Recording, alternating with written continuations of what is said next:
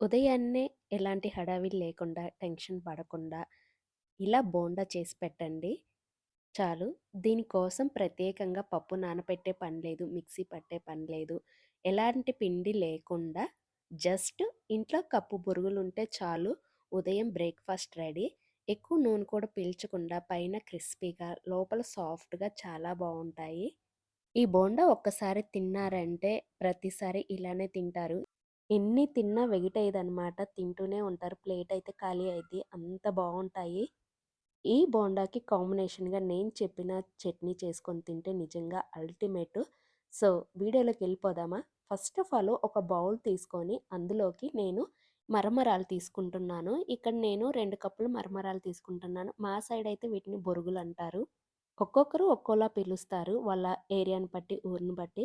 So, ఇక్కడ నేను 2 కప్పులు బొరుగులు తీసుకుంటున్నాను. 2 కప్పులంటే ఈజీగా 200 గ్రామ్స్ ఉంటాయన్నమాట. ఇవి ముగ్గురికి ఈజీగా వస్తాయి. మీ ఇంట్లో 3 మెంబర్స్ కన్నా ఎక్కువ ఉంటే ఏంటంటే 3 కప్స్ ఆర్ 4 కప్స్ తీసుకోండి బొరుగులు. ఇలా బొరుగులు తీసుకున్న తర్వాత ఇందులో కొంచెం వాటర్ పోసుకొని బొరుగులంతా ఇలా ప్రెస్ చేస్తే ఏంటంటే వాటర్‌లోకి బాగా స్ప్రెడ్ అయ్యి త్వరగా నానిపోతాయన్నమాట.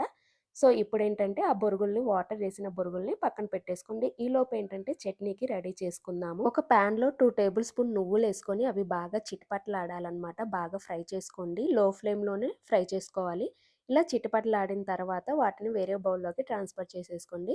ఇప్పుడు ఎక్కువ కాకుండా 3, 4 డ్రాప్స్ నూనేసుకోవాలి. నూనె కానీ, నెయ్యి కానీ ఏదైనా సరే మీ ఇష్టం. ఆయిల్ వేసిన తర్వాత ఒక 5, 6 డ్రై మిర్చి ఉంటాయి గదా! ఎండుమిర్చి వాటిని ఫ్రై చేసుకోండి మంచిగా. ఇలా మిర్చి కలర్ చేంజ్ అయ్యేదాకా ఫ్రై చేసుకొని వాటిని పక్కన పెట్టేసుకోండి. ఇప్పుడు ఒక 3 టమోటాలు సన్నగా కట్ చేసుకొని వీటిని బాగా మగ్గించుకోవాలనమాట. దీనికి నూనె అవసరం లేదు. జస్ట్ కొన్ని వాటర్ ఏసుకొని మగ్గించుకుంటే సరిపోయిద్దనమాట. సో, మనం పచ్చడికి ఎలా అయితే మగ్గించుకుంటామో అలానే మగ్గించుకుంటే సరిపోయిద్ది. మూత పెట్టేసి మీడియం ఫ్లేమ్‌లో 3 మినిట్స్‌కు బాగా కుక్ చేసుకుంటే ఇలా అవుతాయన్నమాట. ఇప్పుడు ఈ టమాటాలు బాగా చల్లారనివ్వండి. టమాటాలు చల్లారిన తర్వాత ఒక మిక్సీ జార్ తీసుకొని అందులోకి నువ్వులు, ఎండుమిర్చి, అర టేబుల్ స్పూన్ సాల్టు వేసి ఇప్పుడు ఈ మూడిటిని బాగా మెత్తగా పేస్ట్ లాగా పట్టుకోవాలనమాట. ఇలా పట్టుకున్న తర్వాత ఇప్పుడు 7, 8 గార్లిక్ ఏసుకొని నానబెట్టుకున్న చింతపండు కొంచెం ఏసుకుంటే సరిపోయిద్దనమాట.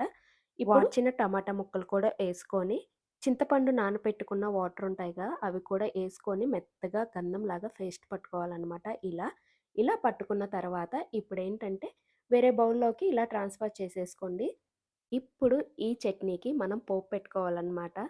పోపుకేం అవసరం లేదు. జస్ట్ ఆయిల్‌లో కరివేపాకు, ఆవాలు, జీలకర్ర ఇవి 3 పోపు పెట్టేసుకుంటే సరిపోయిద్ది.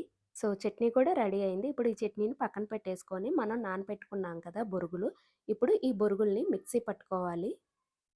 ఇప్పుడు వాటర్‌లో నుంచి అన్నీ వంపేసుకొని, పిండేసుకొని, తర్వాత ఇలా మిక్సీ జార్‌లో బొరుగులన్నీ ఏసుకోవాలి. వాటర్‌తో ఏయకండి. వాటర్‌తో ఏస్తే ఏంటంటే దోస బ్యాటర్‌లాగా అయిపోయిద్ది.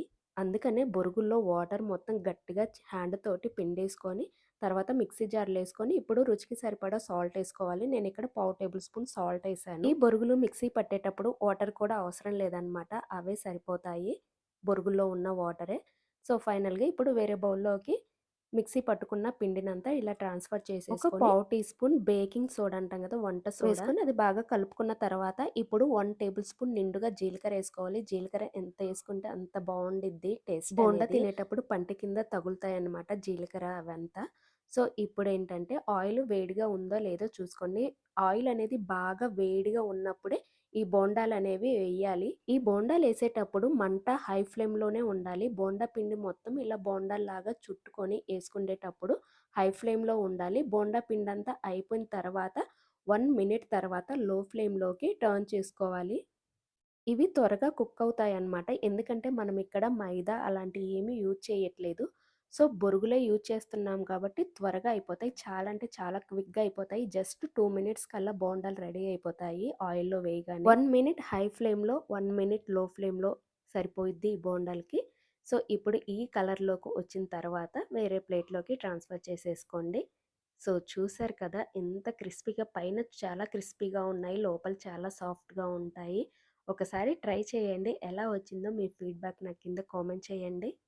సో, చూసారు కదా! చాలా అంటే చాలా సింపుల్‌గా చేసుకోవచ్చనమాట బోండాలు. దీనికోసం ప్రత్యేకంగా పిండి నానపెట్టనవసరం లేదు. అప్పటికప్పుడు పిల్లలు అడిగితే క్షణాల్లో ఈ రెసిపీ చేసేయొచ్చు. చాలా అంటే చాలా బావుంటాయి. ఎన్ని తిన్నా ఎగిటనేది ఎయదనమాట. సో, వీడియో నచ్చిందని అనుకుంటున్నాను. వీడియో నచ్చితే లైక్ చేయండి, షేర్ చేయండి. అలానే సబ్స్క్రైబ్ చేసుకోండి. ఇక్కడ ఈ బోండాలకి పల్లీ చట్నీ కాంబినేషన్ కన్నా ఇలా నేను చెప్పిన ఈ చట్నీ చేసుకొని తింటే కాంబినేషన్ చాలా బావుండిద్ది. చాలా స్పైసీగా ఉండాలి చట్నీ.